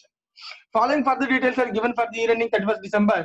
Cash cost of goods sent to branch at cost, goods received by branch till 31st December at invoice price, credit sales for the year at invoice price, cash sales for the year at invoice price, cash remitted to head office at 12,000, expenses paid by head office 750, bad debts written off, expense paid by head office 12,000, bad debts written off 750. Next dates ఇచ్చాడు. Dates ఇచ్చి దానిలో opening balances, cost values, కొన్ని invoice price confuse చేయడానికి ఇచ్చాడు. Prepare the necessary ledger accounts in the books of accounts determine the profit and loss అన్నాడు. సో కానీ మనం చేసేది ఏ మెథడ్, డేటాస్ మెథడ్ ద్వారా ప్రాఫిట్ అండ్ లాస్ ని కనిపెడతాం. సో ఏ మెథడ్ లో చేసినా ప్రాఫిట్ అండ్ లాస్ మారదు, ఒకటే ప్రాఫిట్ అండ్ లాస్ వస్తుంది. సో మెథడ్ మాత్రమే మారుతుంది. సో దాని గురించి మనం నెక్స్ట్ క్లాస్ లో డిస్కస్ చేద్దాం. ప్రస్తుతానికి మనం ఏం చేద్దాం, డేటాస్ అకౌంట్ ని ప్రిపేర్ చేద్దాం. సో బ్రాంచ్ పేరు new Delhi branch.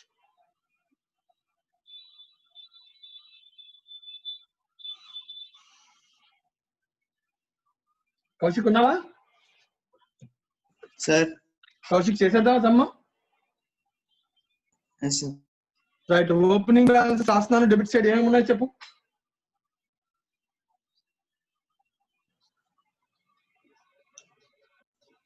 Stock 25,000 cost price ఉంది సార్. కాస్ట్ ప్రైస్ ఇస్తే మనం కాస్ట్ ప్రైస్ రికార్డ్ చేస్తావా? లోడ్ యాడ్ చేయాలి. లోడ్ యాడ్ చేయి. ఎంత లోడ్ చెప్పు? 20%. 20% దేని మీద? కాస్ట్ మీద. ఇది కాస్ట్ మీదేనా? Yes sir. కాబట్టి దీని మీద డైరెక్ట్ గా యాడ్ చేయొచ్చా లేదా? Yes sir. సో యాడ్ చేస్తే ఎంత అవుతుంది? 30,000. 30,000. లోడ్ 5,000 అని అర్థం, అంతేగా? Yes sir. Right, next debtors 32,750. Right, next cash in hand 5,000. Opening balances రాసేసాను. ఓకేనా? అలాగే నెక్స్ట్ ట్రాన్సాక్ట్ క్లోజింగ్ బ్యాలెన్స్ కూడా వాడికి ఇస్తారు కదా, అవి కూడా రాసేద్దాం first. So by balances carry down కూడా రాసేస్తాను. సో క్యారీ డౌన్ లో స్టాక్ 28,000 సార్. ఇన్వాయిస్ ప్రైస్ ఇచ్చేసాను, క్యాలిక్యులేషన్ అవసరం లేదు, డైరెక్ట్ గా ఇన్వాయిస్ ప్రైస్ ఇచ్చాడు, నేను రాసేస్తాను.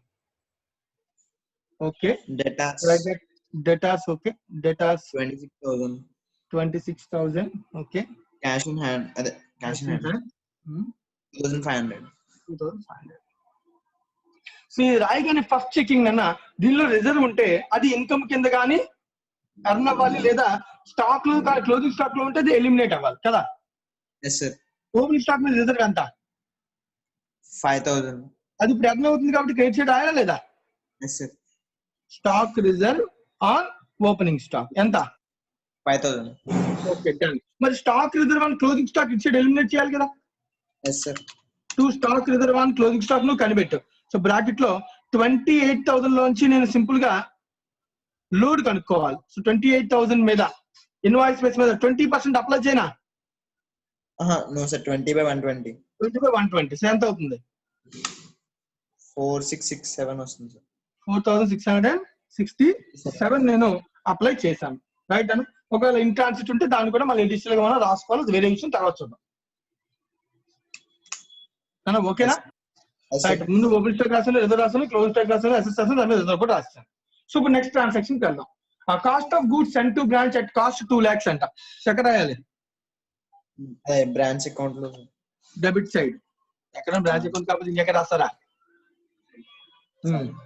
2 lakhs ప్లస్ ఇన్వాయిస్ ప్రైస్ రాయాలని ప్రొసీజర్ ఒకటే ఫాలో అవ్వాలి. మనం this account is maintain now invoice price.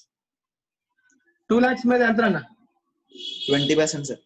40,000 అంటే ఎంత? 40,000. 2,40,000. పంపించిన గూడ్స్ దీని మీద స్టాక్ రిజర్వ్ వెంటనే ఏం చేయాలి? రికార్డ్ చేసుకోవాలి. Stock reserve are load on GSB. నేను అనుకున్నాను 20% 40,000 నాకు ప్రాఫిట్ రిలీజ్ అవుతుంది అనుకున్నాను, అందుకే క్రెడిట్ చేశాను. సార్ మరి రిలీజ్ అవ్వదేమో కదా, అమ్మకపోతే ఉండే స్టాక్ రిజర్వ్ కూడా ఆల్రెడీ ఎలిమినేట్ చేశాను, ప్రాబ్లం లేదు. అయితే ఇంకో పాయింట్ చెప్తున్నట్టు, goods received by branch till 31st December 2011 invoice price is 2,20,000. అంటే 2,40,000 ఇన్వాయిస్ ప్రైస్ పంపిస్తే 2,20,000 రిసీవ్ అయిందంట. మరి మిగిలిన ఎక్కడ ఉన్నాయి? Stock and transit sir. In transit లో ఉన్నాయి. అవి ఇక్కడ రాయాలి కదా మరి నేను. Yes sir. రాస్తాను నేను. సో గూడ్స్ పంపించిన రిసీవ్ అవ్వలేదు కాబట్టి ఇన్ ట్రాన్సిట్ లో ఉన్నాయి. స్టాక్ లో కలిసిపోతే ఇక్కడ రాస్తాను గూడ్స్ ఇన్ ట్రాన్సిట్. ఎన్ని గూడ్స్ ఉండిపోయి ట్రాన్సిట్ లో? 20,000 సార్. Invoice price 20,000. మరి దీని మీద కూడా నేను లోడ్ ఏం చేయాలి? ఎలిమినేట్ చేయాలి. సో మళ్ళీ ఇక్కడ close stock reserve on closing stock లాగే to stock reserve on GIT goods in transit. So calculate check 20,000 into 20/120. 3,333. 3,330. ఓకేనా? Yes sir. పంపించిన గూడ్స్ లో స్టాక్ ఉండిపోయిందని నాకు చెప్పాడు, కానీ మరి ఇన్వాయిస్ పంపించిన గూడ్స్ లో రిసీవ్ అవ్వలేదంటే ట్రాన్సిట్ లో ఉన్న గూడ్స్ కూడా ఉన్నాయని ఇన్ఫర్మేషన్ కదా, అది కూడా స్టాకే కదా మరి, అందుకని అది కూడా రాస్తాను. రైట్. నెక్స్ట్ నా క్రెడిట్ సేల్స్ రాయినా అవుతా ఎక్కడ? నాకెందుకు credit sales? Branch account technique లో హెడ్ ఆఫీస్ కి బ్రాంచ్ కి మధ్యలో ట్రాన్సాక్షన్ అది. No sir. No sir. మరి ఇక్కడ ఉన్నావా, నిద్రపోతున్నావా? సార్ క్యాష్ సేల్స్ రాయినా అవుతా? No sir. దీనిలో రాయాల్సింది next expenses met by head office. Cash limited to head office రాయాలా లేదా? సార్. By cash remittance. ఎంత అండి cash remittance? 2,22,500. 2,22,500. Right. Next expenses రాయాలా లేదా? Right. To bank account 750. Expenses met by head office ఎంత అన్న? 750. Right. 12,000. Sorry 12,000. 750 is bad debts. Bad debts రాయాలా? No sir. రాయవసరం లేదు, అయిపోయింది. సమ్ అన్ని ఆడి ఇచ్చాడు కదా మనం. ఓపెనింగ్ బ్యాలెన్స్, క్లోజింగ్ బ్యాలెన్స్ అన్ని ఆడి ఇచ్చాడు. సో దీనిలో ఇంకేముంది? సో చెక్ చేసుకో. So what is the profit of the branch?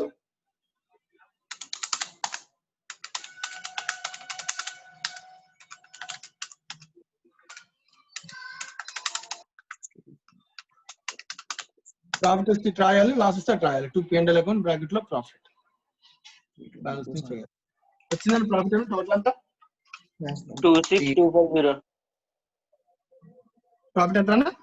26,250. 26,250. Okay. ఇది రాయాలన్నా ఇంకేమైనా ట్రాన్సాక్షన్స్ పెండింగ్ ఉన్నాయేమో చెక్ చేసుకోండి. ఏమి లేకపోతే కనుక this is the answer.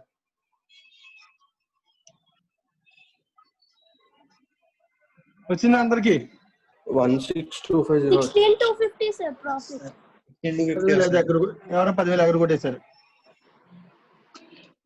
16,250. It is not 26,250 అంట. క్యాలిక్యులేటర్ సరిగ్గా చేయండి. 5,000 plus 40,000 plus 2,22,500 plus 28,000 plus 26,000 plus 2,500 plus 20,000. So total 3,44,000 అంట. కరెక్టేనా ఇది? మైనస్ ఏమైనా మిస్ చేస్తానా? Minus 30,000 minus 32,750 minus 5,000 minus 2,40,000 minus 12,000 minus 4,667 minus 3,333. Sir 16,250 వస్తుంది సార్. ఇప్పుడు మళ్ళీ క్వశ్చన్ ఇప్పుడు చెప్పు నువ్వు Kaushik. Sir is it the profit earned by branch? Yes sir. No, it is a profit earned on branch goods. It's not the profit earned by branch. Branch goods అన్నారు ఎందుకంటే దీనిలో GSB మీద ఉన్న ప్రాఫిట్ కూడా నేను రాశాను. 2,40,000 మీద ఉన్న ప్రాఫిట్ ఎర్న్ చేసేది ఎవరు? బ్రాంచా? No sir, head office. Head office. మరి ఈ పంపించిన గూడ్స్ ని ఎక్స్ట్రా కమ్మితే కావాలనుకుంటే ఎక్స్ట్రా కమ్మొచ్చు, లేదా ఇన్వాయిస్ కి అమ్మొచ్చు. అది బ్రాంచ్ ఇష్టం. అది హెడ్ ఆఫీస్ కి బ్రాంచ్ కి మధ్య ఉన్న ఇంటర్ రిలేషన్. సో కాబట్టి ఇది మొత్తం బ్రాంచ్ ప్రాఫిట్. సో నేను ఎప్పుడు ఇండిపెండెంట్ బ్రాంచ్ లో సమ్ చేస్తున్నా. ప్రాఫిట్ అంటే ఎప్పుడు ఏ ప్రాఫిట్ రావాలి నాకు? టోటల్ బ్రాంచ్ గూడ్స్ మీద ఉన్న ప్రాఫిట్ ని రికార్డ్ చేయాలి, ఓన్లీ బ్రాంచ్ ఎర్న్ చేసిన ప్రాఫిట్ ని కాదు. ఈ క్వశ్చన్ లో అయితే వాడు ఇన్వాయిస్ బేస్ కి సేల్ చేస్తాడు కాబట్టి బ్రాంచ్ ఎర్న్ చేసిన ప్రాఫిట్ ఉండకపోయి ఉండొచ్చు, ఓన్లీ హెడ్ ఆఫీస్ ఎర్న్ చేసిన ప్రాఫిట్ ఉండే ఛాన్స్ ఉంది. కానీ ఒకవేళ అది అంతకన్నా ఎక్కువ కమ్మితే ఒక బ్రాంచ్ ఎర్న్ చేసిన ప్రాఫిట్ ఉంటుంది, హెడ్ ఆఫీస్ బ్రాంచ్ కి పంపించినప్పుడు దానిలో ప్రాఫిట్ ఉంటుంది, స్టాక్ రిజర్వ్ ఎలిమినేషన్ ఉంటుంది. అన్ని కలిపితే మనం ఏమంటుందని టోటల్ బ్రాంచ్ గూడ్స్ ప్రాఫిట్ అనాలి. ఓకేనా? మనం ఎప్పుడు కనుక్కునేది total branch goods profit. Any doubts Kaushik? No sir. Right and so దీంతో డేటాస్ మెథడ్ కంప్లీట్ అయిపోయిందన్న. సో దయచేసి నాన్న మనం ఇప్పుడు చేసింది ఇలిస్ట్రేషన్ నెంబర్ 4 కాదు, ఇలిస్ట్రేషన్ నెంబర్ 5. ఎందుకంటే ఆటోమేటిక్ ఇలిస్ట్రేషన్ నెంబర్ 5 లో అదే అడిగాడు వాడు. సేమ్ క్వశ్చన్ ని డేటాస్ మెథడ్ లో చేయమని అడిగాడు. సో కంప్లీట్ చేసేసాం మనం. సో నేను మీకు వర్క్ ఇస్తాను, కొంచెం ప్రాక్టీస్ కోసం మీరు చేయండి. మీరు ఇంకెవరికైనా ఏమైనా డౌట్స్ ఉంటే నెక్స్ట్ క్లాస్ లో నేను మళ్ళీ చెప్తాను.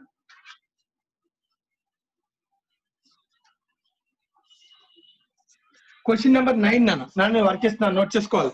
ఇలిస్ట్రేషన్ నెంబర్ 9 నెక్స్ట్ క్లాస్ లో నేను అడుగుతాను. దానిలో డౌట్స్ ఉంటాయి, అప్పుడు నేను అడుగుతాను, మీరు చెప్తారు. ఇలిస్ట్రేషన్ నెంబర్ 9 ట్రై చేయండి. అలాగే ఇలిస్ట్రేషన్ నెంబర్ 8 కూడా ఉంది. 8, 9, 8 sorry 8 branch stock and datas method వద్దు. క్వశ్చన్ నెంబర్ 9 నాన్న.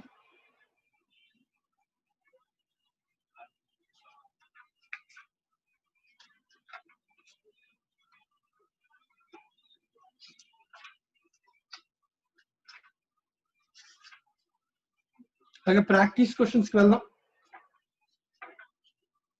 సో ప్రాక్టీస్ క్వశ్చన్స్ లో 1, 2, 3 అన్ని ఆల్రెడీ అయిపోయినాయి, ఇంక్లూడింగ్ 4.